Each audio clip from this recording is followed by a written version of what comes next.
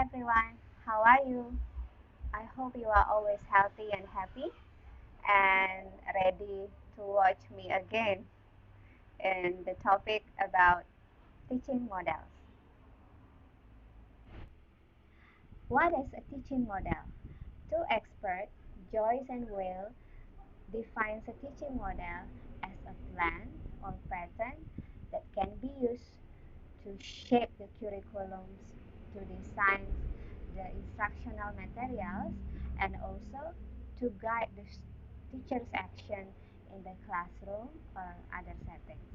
It means that the teaching models deal with the learning environment and also the instructional experiences that can be constructed, that can be sequenced and delivered to the students. Besides, the teaching models must have strong rationales and also use different lines of research so that it can be used and provides the expected learning examples for the students. Next, characteristic of a good teaching model. There are 10 criteria for a good teaching model. The first is being rooted from a particular learning theory. Teaching models rooted from learning theory, and learning theory come from philosophy. So we must follow the hierarchy, not just simply use our ideas. The second, the teaching model provides positive atmosphere in the classroom. It is very essential for the students to learn and develop, and the positive atmosphere can give positive impacts for the students to increase the students' achievement and also increase the students' self-esteem. And then many research have been done about it, that creating positive atmosphere in the classroom takes effort from both teachers and also the students. The third one, the teaching model provides effective interaction between students and teachers. Teacher-students interaction is very important for many reasons, and according to Baselton and Greenspan in 2000, the establishment of teachers and students interaction can help the students' cognitive and also the social emotional development, and it also can enhance the mental well-being of the students. Number four is it guides the teachers to plan appropriate teaching strategies. And I will explain it at once for number five. That is, the teaching models allows the teachers to arrange a systematic, a sequential, and also logical teaching process. Well, as we know, a teaching model has different stages or steps or syntax for the implementation, in which it can be the guidance for the teachers to use or to plan an appropriate strategy for the teaching and learning process, and it also can help the teachers to arrange a systematic, sequential, and also logical teaching process. Number six, the teaching models specify the roles of the teachers and students clearly. The teaching models do not let the teachers to assign their roles freely, but the teaching models will specify it. Number seven, teaching models provide a large scope for supporting materials. A large scope. Okay, the teachers in making the materials, designing the materials, at least they will consider the student's background, and considering about it, the teacher also can design the authentic materials for the students, although it is hard to make authentic materials, but challenging. Number eight, teaching models provide a lot of opportunities for students to participate actively in the classroom.